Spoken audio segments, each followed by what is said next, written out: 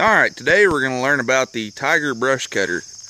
Show you how to pre-trip, get one started and get her going. First thing we want to do is walk over, check the oil. Looks like she's good.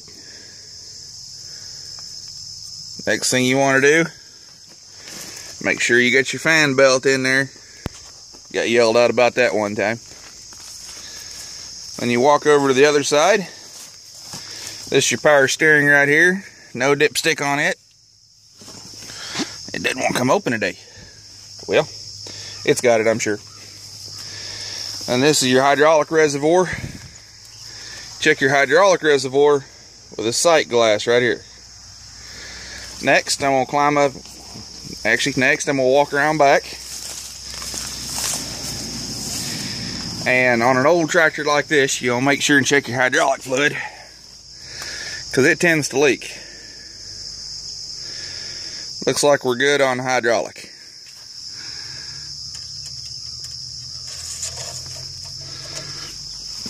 Alright. Now we're going to climb up in the tractor.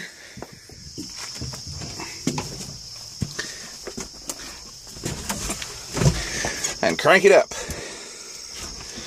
Well, as soon as I get the keys out of my pocket, that is. Well, as soon as I get the right set of keys out of my pocket.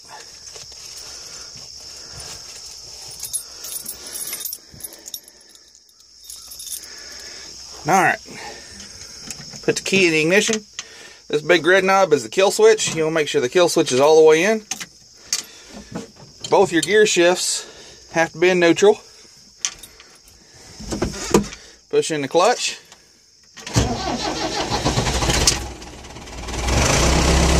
Crank it up. Alright, now you look at your gauges. Got 3/4 fuel. Plenty of RPMs. No dummy lights are on. Next, we want our turner lights on. Alright. We see our indicators on the inside are working good. Now we get back out of the tractor. Make sure all of our lights are working that I turned on.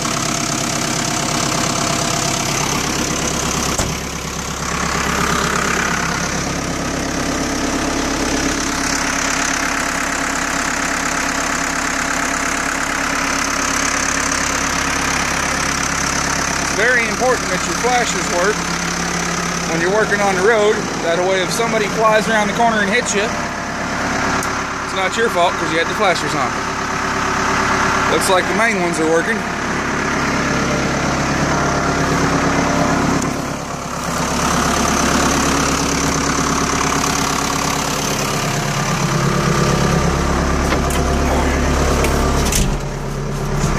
Now, I'll show you the operation of the cutter itself. This big lever raises the boom.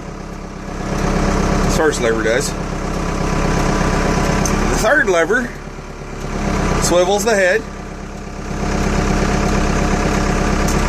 and the middle lever swings the arm in. Gotta make sure it's fully retracted going down the road. And then this other lever over here on the end swings it back and forth. And this concludes the wiper works, so that's good. I can get my pair of pliers out so I can turn the dang thing off now.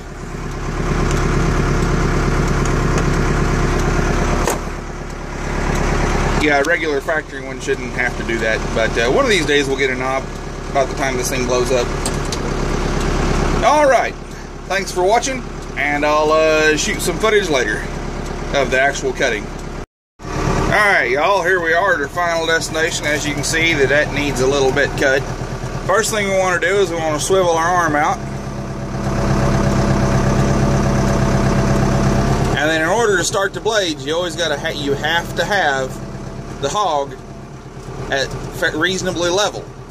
Because if you don't, the blades will get all jammed up. What happens if you do it level is the centrifugal force flings the blades outward where they're supposed to be.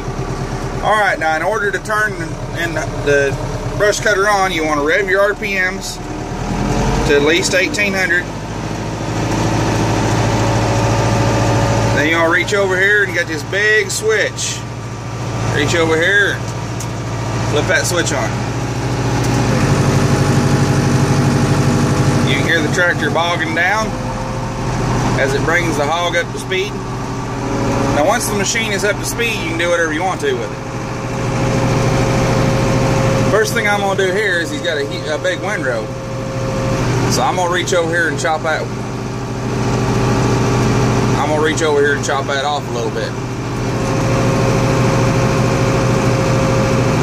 Alright, now generally speaking, when you're in a fairly rough terrain like this, you want to brush hog in second gear on the low side.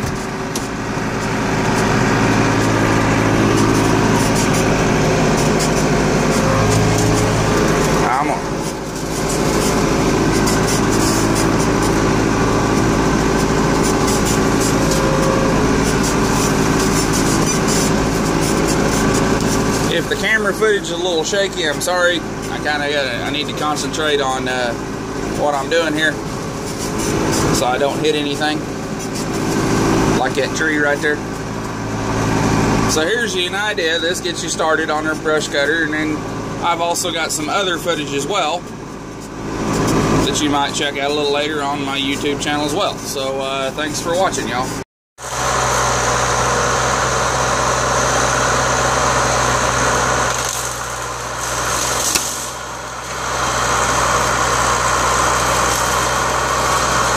He's flinging in my direction.